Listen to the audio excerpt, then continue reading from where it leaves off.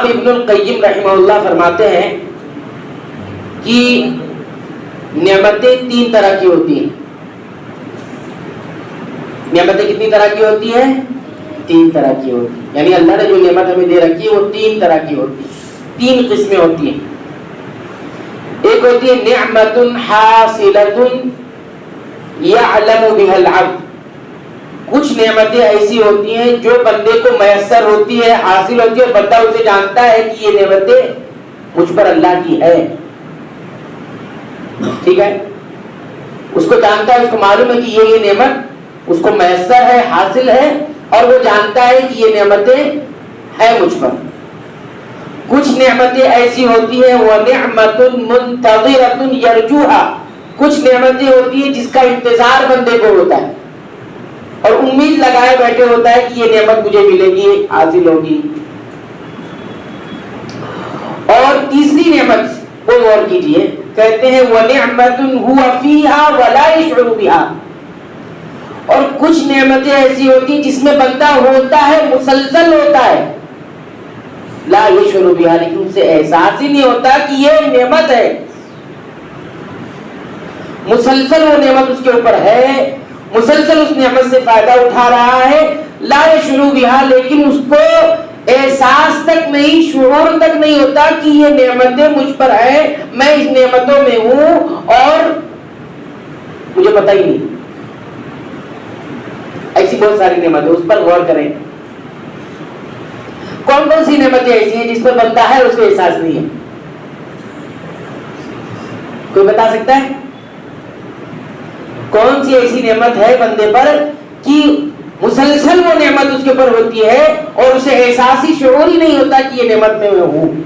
کون سی نعمتیں ہو سکتی ہیں؟ ہاں،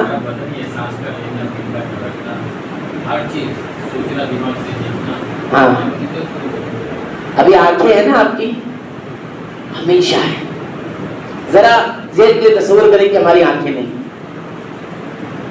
تو آپ سوچ سکتے ہیں کہ دنیا اندھیری ہے پوری، احساس ہی نہیں ہوتا. اسی طرح آپ یہ دیکھیں، سانس جو انسان لے رہا ہے، ہوا، آکسیجن اس کو کہتے ہیں، تو یہ ایسی نعمت ہے جس میں بندہ ہمیشہ رہتا ہے لیکن احساس نہیں ہوتا اتنی بڑی نعمت میرے پاس ہے.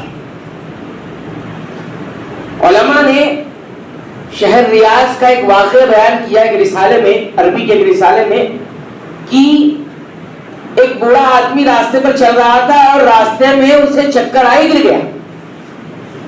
غالباً آپ کو یہ اندازہ ہوگا، معلوم ہوگا یہ واقعہ صرف یہ بتانے کے لیے ہم پر کتنی بڑی بڑی نعمتیں ہیں.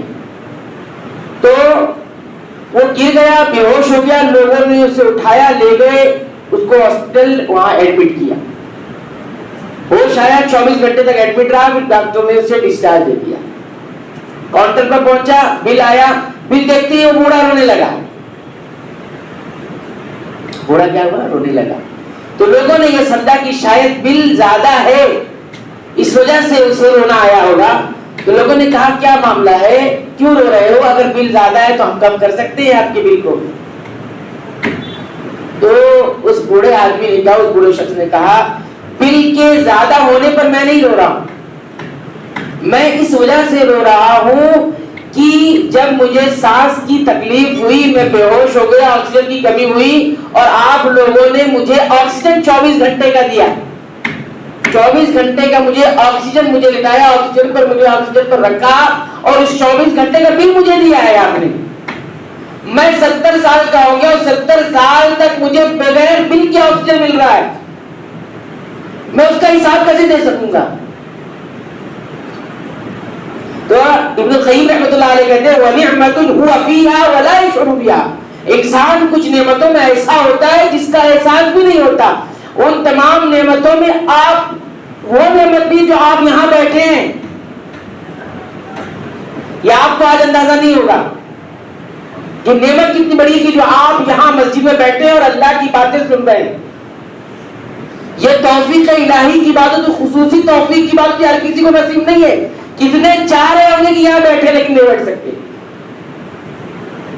آپ کو کتنی آسانی کے ساتھ اللہ نے توفیق دے دی اور آپ آ کر بیٹھ گئے.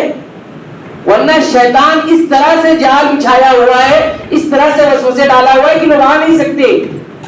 یہ کتنی بڑی سعادت کی بات ہے ہمارے لیے کہ ہم دینی مجلس میں بیٹھے ہوئے.